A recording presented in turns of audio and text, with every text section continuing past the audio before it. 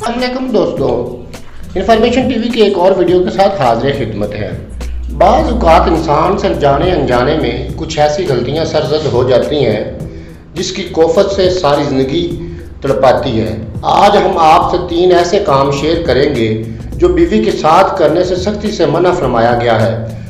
जो भी शख्स अपने शरीक हयात के साथ ये अमल करेगा, रिज़्क़ इससे दूर कर दिया जाएगा, बीमारियां इसकी ज़िंदगी में आम हो जाती हैं। नंबर 1, सास ससुर को गाली देना। शादी के बंधन में मुंसलिक होने के बाद सास ससुर वालिदैन का दर्जा रखते हैं।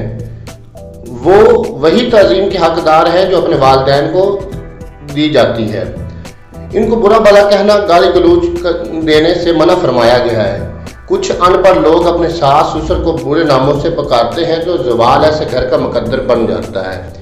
बीवी के साथ गैर फितरी तरीके से हम बिस्तरी करना, बीवी के साथ पिछले हिस्से से हम बिस्तरी करना, शर्मगाह को मुंह लगाना, ये एक गैर फितरी अमल है जिससे औरत को तकलीफ होती है और औरत तकलीफ से दो चार होती है।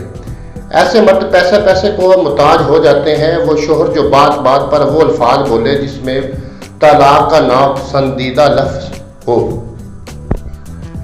घरों में मियाँ बीवी के दरमियान वक्ती नाराजगी हो जाती है, मगर छोटी बात पर तलाक का लफ्ज बोलकर औरत को परेशान करना बहुत बड़ी ज्यादती है। लफ्ज तलाक को अल्लाह पाक ने सख्त नापसंद फरमाया है।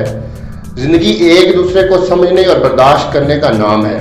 गलतियां जाने अनजाने में हो जाती हैं। बेहतरीन हिकमत अमली यही है मामलात को खुश उसलूबी के साथ हल किया जाए ताकि दिलों में रंजिशें परवान न चढ़ें और वफा बाकी रह सके।